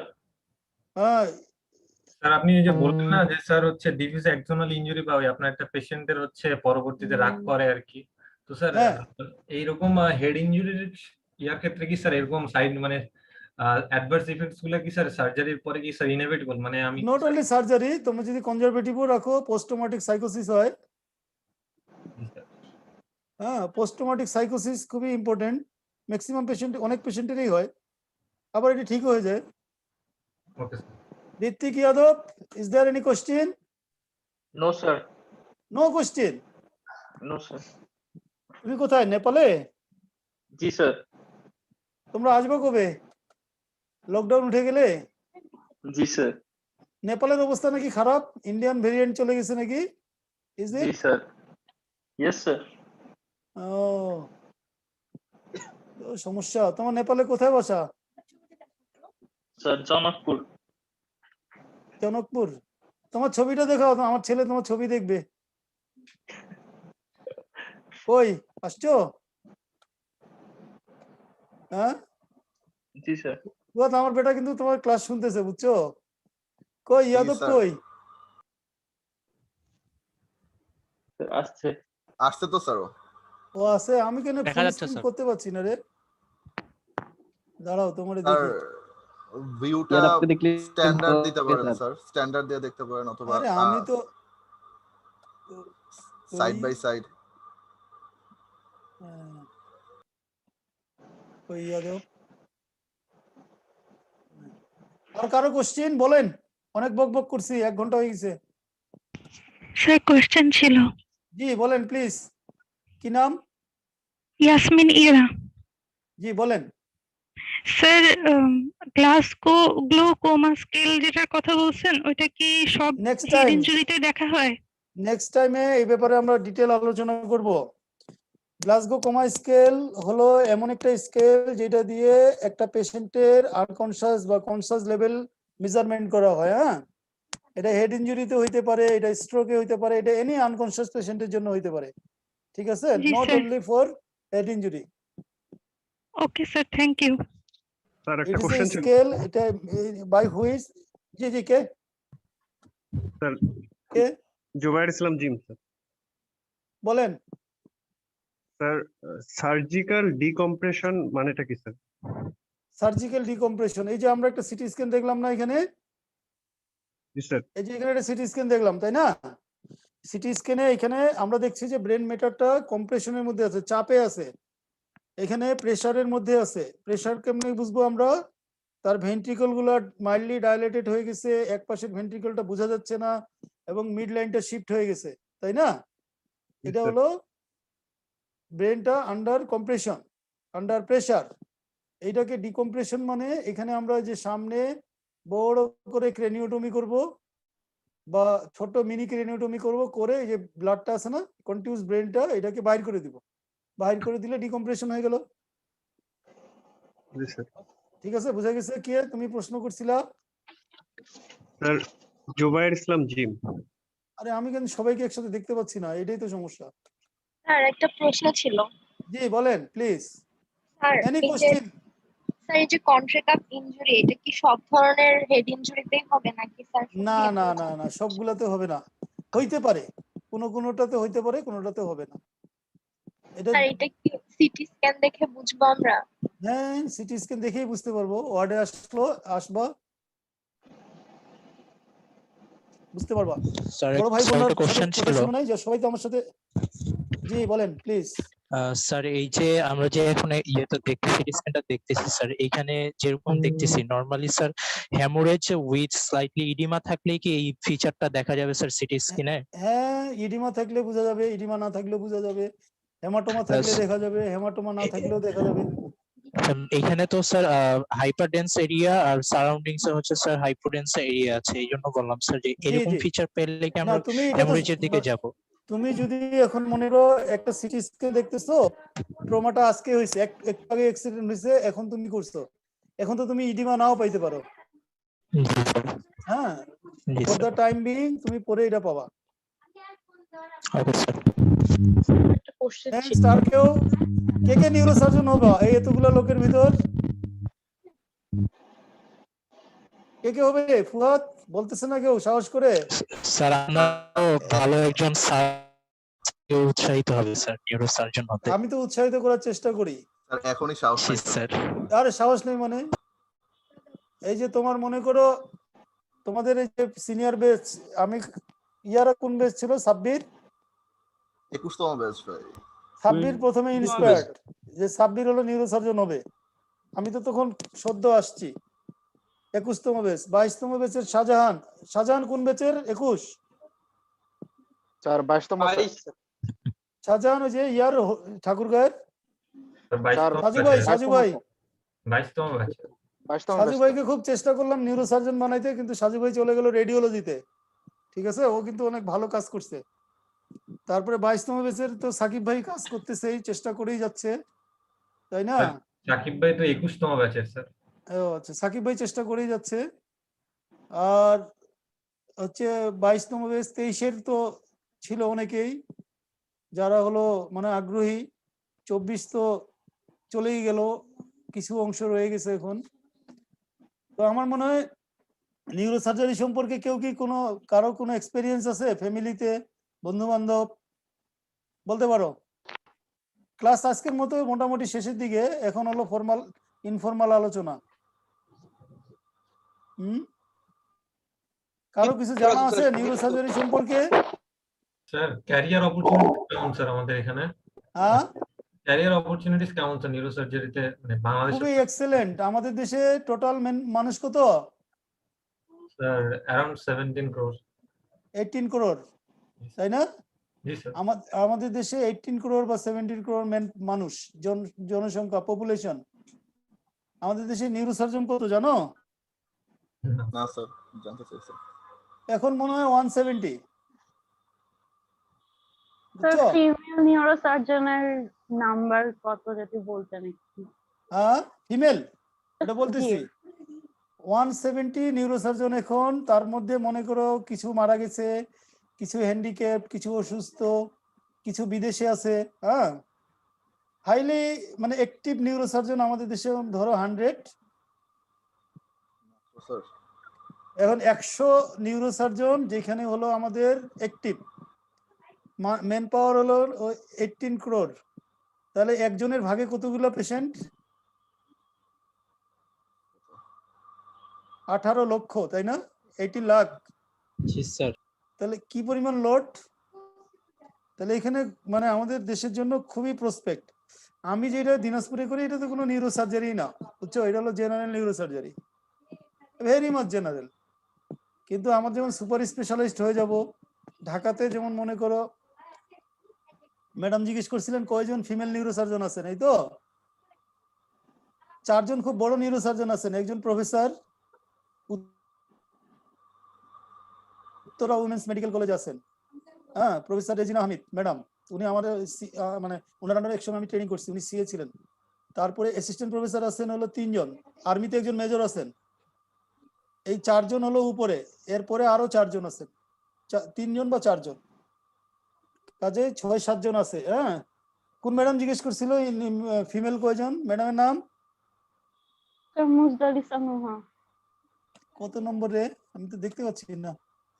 27। যাই হোক, তুমি উইমেন্স ইন নিউরোসার্জারি, হ্যাঁ, উইন্স, ওখানে অনলাইনে সার্চ দিবা, দিয়ে দেখবা ওইখানকার হলো ওনার এটা প্রেসিডেন্ট একসময় ছিলেন প্রফেসর ইয়োকো কাতো, জাপানের। উনি কিন্তু খুব মেয়েদেরকে উৎসাহ প্রদান করেন যে কোন মেয়েরা নিউরোসার্জারি পড়তে চাইলে ওনাকে লিখলে উনি একদম ফেলোশিপ, তারপরে তোমার হলো স্কলারশিপ সবগুলোর ব্যবস্থা করে দেন। জাপানিজ প্রফেসর, খুবই ভালো। হ্যাঁ, ওনার কাছে আমিও গেছিলাম এক সময়। উনি ভাস্কুলার নিউরোসার্জারি করে। এখন নিউরোসার্জারি যে উইংস গুলো আছে আমাদের দেশে, কি কি তোমাদের ধারণা আছে? না স্যার, জানতে চাই। নাই না? না স্যার। আচ্ছা, যেমন মনে করো আমাদের ভালো ভালো সেন্টার হলো বাংলাদেশে দুইটা। একটা হলো ন্যাশনাল ইনস্টিটিউট, তিনটা, ন্যাশনাল ইনস্টিটিউট অফ নিউরোসায়েন্স, আর যে Bangabandhu Sheikh Mujib medical university, Dhaka medical college, তাই তো? তো এর মধ্যে নিউরোসায়েন্সে প্রথম হলো উইংস গুলো ভাগ করা হয়েছিল। সেখানে ছিল জেনারেল নিউরোসার্জারি বা ক্লিনিক্যাল নিউরোসার্জারি, তারপরে হলো তোমার নিউরোট্রমা। এই যে আমরা যে কথা বলতেছি হেড ইনজুরি, এটা হচ্ছে নিউরোট্রমার মধ্যে চলে যাবে। স্পাইন ইনজুরি নিউরোট্রমার মধ্যে যাবে। আর ছিল হলো ভাস্কুলার নিউরোসার্জারি, যারা শুধু স্ট্রোক নিয়ে কাজ করবে। আর হচ্ছে তোমার হলো ছিল gamma knife surgery, tumour surgery, বুঝছো? পেডিয়াট্রিক নিউরোসার্জারি, এগুলো হলো এখন স্পেশালিটি ভাগ হয়ে গেছে। Endovascular neurosurgery. কাজে এক জেনারেল নিউরোসার্জারি করেই কুলকিনারা পাওয়া যায় না। তাহলে এতগুলো লোকের জন্য কে যেন জিজ্ঞেস করছিল প্রসপেক্ট কেমন? প্রসপেক্ট অনেক। এতগুলো কাজ করার দরকার নাই। তুমি যদি মনে করো ভাস্কুলার নিউরোসার্জারি নিয়ে কাজ করবা, তুমি শুধু স্ট্রোক নিয়েই কাজ করতে পারবা। যে স্ট্রোকের যে আমরা তো এখন মানে ক্রেনিওটমি করে হেমাটোমা ইভাকুয়েট করি। এখন স্ট্রোক হওয়ার আগেই চিকিৎসা করা হয়। যেমন অ্যানিউরিজম সার্জারি, তোমরা বেরি অ্যানিউরিজমের নাম শুনছো না? বেরি অ্যানিউরিজম নাম শুনছো না? জি স্যার, শুনছি শুনছো স্যার। তো? জি স্যার। আরে তোমরা অ্যানাটমিতে তো বলে আসছিলে আমাকে। জি স্যার, শুনছি স্যার। অ্যানিউরিজম রাপচার হয়ে গেলে কি হয়? Subarachnoid haemorrhage. সাবঅ্যারাকনয়েড হেমোরেজের সার্জারি কি? তাহলে ওই যে অ্যানিউরিজম ক্লিপিং করা হয়, কয়েলিং করা হয়, নাম শুনছো ওইগুলা? এগুলো আমাদের দেশেই হয়, ঠিক আছে? ঢাকা মেডিকেলে হয়, নিউরোসায়েন্সে হয়, বঙ্গবন্ধু শেখ মুজিব মেডিকেল ইউনিভার্সিটিতে হয়। কাজে স্কোপ অনেক। তোমরা যদি কেউ হইতে চাও, এখন থেকে টার্গেট ফিক্স করে পড়াশোনা করো, হয়ে যাবা। স্যার খুব কঠিন লাগে তো স্যার। জটিল তো সবটাই। কোনটা জটিল না? জেনারেল সার্জারি জটিল না? সবগুলাই তো জটিল। কিন্তু আমাদের দেশে স্যার একটু বেশি কমপ্লিকেটেড মনে হয় স্যার। কেন তোমার মেডিকেল কলেজের নিউরোসার্জন নাই? ডক্টর ফারুক খুব সম্ভবত 10 বা 11 ব্যাচের, ও তো নিউরোসার্জন হয়ে গেছে, ঠিক আছে? ডক্টর হুজাইফা নাম শুনছো তোমরা? 15 ব্যাচের হুজুর। জি স্যার। কেউ নিউরোসার্জন হচ্ছে, তোমার মেডিকেল থেকে হচ্ছে, তুমি পারবে না কেন? স্যার অনেকে বলে যে বাইরের দেশে নিউরোসার্জারির যে ক্যারিয়ার পাথটা অনেক লেংদি, অনেক সময় লাগে। এটা কি স্যার সত্যি? সময় তো লাগবেই, কারণ বাইরের দেশে তুমি যদি ফেলোশিপ করো সময় লাগবে। কিন্তু যদি চিন্তা করো আমাদের দেশের আমার পরিচিত দুইজন বড় ভাই এখন ইংল্যান্ডে সার্জারি করতেছে, তারা কনসালটেন্ট হিসাবে আছে, ঠিক আছে? আমি ঢাকা মেডিকেল কলেজের 51 ব্যাচের, আমার 2 ব্যাচ সিনিয়র। আমি যখন ঢাকায় কোর্স করি একসাথেই পড়াশোনা করছি। হ্যাঁ, উনি যখন থিসিস পার্ট, তখন আমি সেকেন্ড পার্ট। উনি এখন হচ্ছে তোমার ইয়াতে কি মানে তোমার হচ্ছে একটা ভালো বার্মিংহাম মেডিকেল ইউনিভার্সিটিতে, ওখানে সে সিনিয়র কনসালটেন্ট। এবং উনি ভাই জিনিয়াস মানুষ। উনি এফসিপিএস করছে জেনারেল সার্জারিতে, এমএস করছে নিউরো সার্জারিতে, এমআরসিএস করছে, কইরা ওইখানে যে চাকরি বাকরি করে এফআরসিএসও করে ফেলছে, বুঝতে পারছো? এখন উনি ম্যাডামকে নিয়ে গেছে, ম্যাডাম হলো ডার্মাটোলজিতে প্লাব দিয়ে ওখানে চাকরি করতেছে দুইজনেই। ভাই মাঝে মধ্যে দেখবা যে ফেসবুকে সুন্দর সুন্দর লিখে। হ্যাঁ, আমার মানে সম্ভব তো, সবই তো সম্ভব। স্যার নামটা কি বললেন sir kindly? Khandakar Ali Kawsar. Thank you sir. দেখবা আমার ফ্রেন্ড লিস্টে আছে। খন্দকার আলী কাউসার, উনি খুবই জিনিয়াস লোক। এবং উনি ওই আমার থেকে জাস্ট 2 বছর সিনিয়র, কিন্তু জীবনটা তো অন্যরকম করে ফেলছে, বুঝছো? ওনার অনেক পাবলিকেশন, সারা ওয়ার্ল্ডে ওনার অনেক পাবলিকেশন, অনেক কাজ। কিন্তু কই খুব বেশি তো সিনিয়র না, আমার থেকে 2 বছর সিনিয়র। আর তোমরা তো অনেক জিনিয়াস, তোমরা তো আরো পারবা, তাই না? আর কারো কোনো প্রশ্ন? জি স্যার, একটা কোশ্চেন ছিল। বলেন। স্যার নরমাল এক্সিএল যে আমরা করি স্যার, ওইখানে প্রায় 25টার মতো ফিগার থাকে। তো কিছু কিছু ফিগারে তো দেখা যায় চেষ্টা হবে স্যার, যদিও তার হ্যামোরেজটা খুবই নরমাল থাকে স্যার। কোনটা আবার বলে দাও প্রশ্নটা, আমি ভালো বুঝি নাই। এক্সিয়াল যে সিটি স্ক্যান গুলো আমরা করি স্যার, হ্যাঁ, মানে হ্যাঁ। আপনি তো ওইখানে তো স্যার সিটি স্ক্যানের কাগজটা স্যার, মানে আমি একটা সিটি স্ক্যান নিয়ে বসছি স্যার, ওইখানে হ্যাঁ। Figure sir. তো স্যার এতগুলো ফিগার দেখে তো স্যার মানে কিভাবে আচ্ছা। স্যার ডিফারেন্সিয়েট করব? হ্যাঁ, এটা এই ফিগার গুলো দেখে তোমাকে অ্যামাউন্ট ভলিউমটা কত এটা আমরা মাপতে পারবো, মেজার করতে পারবো। হ্যাঁ, এবং জি which sir. Areas are involve সেটা দেখতে পারবো।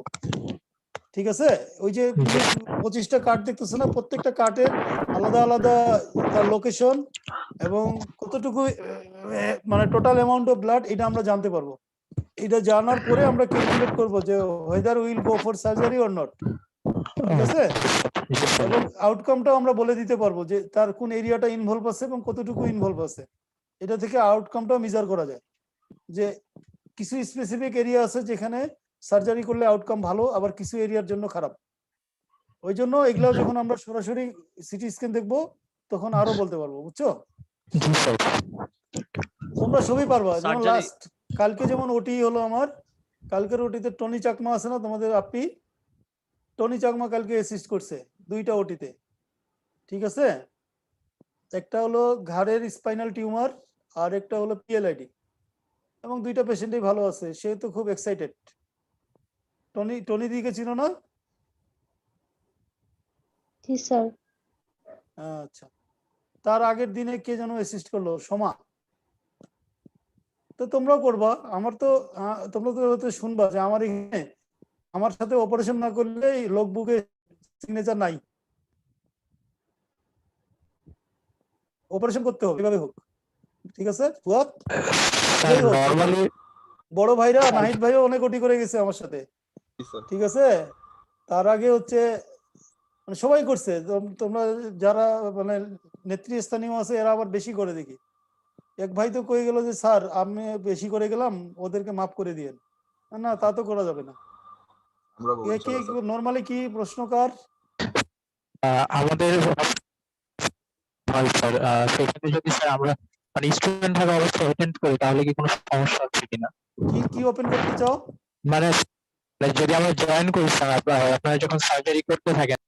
হ্যাঁ, ওয়েলকাম। আমি তো সবাইকে ওয়েলকাম জানাই। আমার ওটি সবার জন্য খোলা। তোমরা একটু দেখো, শিখো। তোমরা তো জানো যে আমার ওটিটা হলো মোটামুটি বাংলাদেশের পার্সপেক্টিভে আমাদের নিউরোসার্জারি ওটি খুবই ভালো। বিকজ উই হ্যাভ মাইক্রোস্কোপ, মানে গুড কোয়ালিটি মাইক্রোস্কোপ। সেই মাইক্রোস্কোপ তুমি দেখো যে বাংলাদেশের অনেক মেডিকেল কলেজে তো নিউরোসার্জনও নাই, অনেক নিউরোসার্জন আছে বাট মাইক্রোস্কোপ নাই। বাট আমি একজন neurosurgeon, but I have got good quality microscope.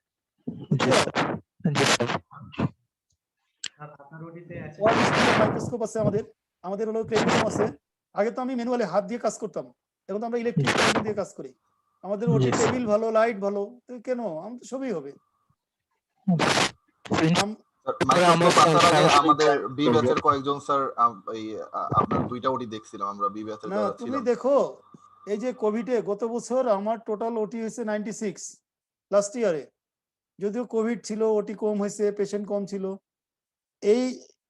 এই 4 মাসে আমাদের ওটি হয়েছে হলো 47, এই জানুয়ারি থেকে এপ্রিল।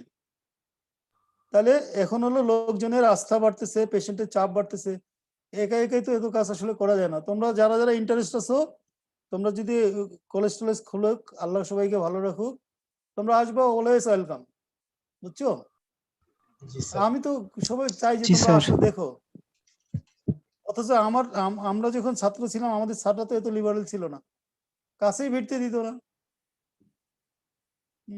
ম্যাডামরা আর কোনো কিছু বলবে? মনিকা চৌধুরী স্যার আপনার নাম্বারটা দিতে পারবেন স্যার? হ্যাঁ, আপনার নাম্বারটা যাবে। হ্যালো স্যার, বলতেছি যে এই সিটি স্ক্যান এটা কি একটা মানুষেরই দুইটাই দেখাচ্ছে না, মানে আলাদা আলাদা? একটা মানুষের 2টা দেখাচ্ছে কেন? ওই যে কে যেন বললো ও ছবি নিয়ে বসছে। জি স্যার, 25-30টাও দেখাবে, একটা মানুষেরই সেম। তোমাদেরকে যদি প্র্যাকটিক্যালি দেখাতে পারো। জি, এখানে যে মানে লেফটের যে ছবিটা ওটাতে যে ভেন্ট্রিকল মানে অ্যাবসেন্ট, এটাতে যে আছে ওভাবে বোঝা যাচ্ছে না। এটা যে দুইটা লোকেশন, একটা উপরে একটা নিচে, এক এক জায়গায়। তোমাকে বললাম না যেটা এক্সিয়াল সেকশনটা করা হয়েছে, তুমি যখন একটা শসা কাটো সালাদ করার জন্য গোল গোল করে, সব জায়গার থিকনেস কি একই রকম হয়? না, হয় না। মানে একটা ডায়ামিটার বেশি হবে, একটা ছোট হবে, একটা কম হবে, ঠিক এরকম শসাটার ভিতরে যে মানে বিচি থাকে সব জায়গাতে থাকে না, ঠিক এরকম। ঠিক আছে স্যার। স্যার আপনার নাম্বারটা দেওয়া যাবে স্যার? স্যার যাদের ক্ষেত্রে স্যার সার্জারি করা হয় না স্যার, তাদের ক্ষেত্রে স্যার কনজারভেটিভ ট্রিটমেন্টের মধ্যে কি পড়ে স্যার? আচ্ছা, ওটা ট্রিটমেন্ট যখন পড়বো তখন আমরা বলবো। কনজারভেটিভ ট্রিটমেন্ট তো আমরা সব রোগী তো সার্জারি করি না, মোট খুব বেশি হলে 2% 3% পেশেন্টের সার্জারি করা হয়, বাকিগুলো তো কনজারভেটিভ দিয়েই ভালো হয়। জি স্যার। স্যার আপনার নাম্বারটা একটু কাইন্ডলি। তারপর তুমি যেহেতু প্রশ্ন করছো, গুড কোশ্চেন, নাম্বার দিব। একটা হলো সার্জিক্যাল ডিকম্প্রেশন, আরেকটা হলো যখন আমরা ট্রিটমেন্ট করবো ওখানে লেখা আছে, হ্যাঁ জি স্যার। তোমার হলো ফার্মাকোলজিক্যাল ডিকম্প্রেশন, সার্জিক্যাল ডিকম্প্রেশন, আর কিছু হচ্ছে জেনারেল মেজারমেন্ট, এগুলা নিয়ে হচ্ছে তোমার হলো ডিকম্প্রেশন করা যায়। তো এই জন্য ওইটা পরের স্লাইডে আসবে। নাম্বার নিয়ে নিবা, অসুবিধা কি, নাম্বার দিব। আমার নাম্বার পুরো দিনাজপুরের কাছে, পুরো বাংলাদেশের কাছে।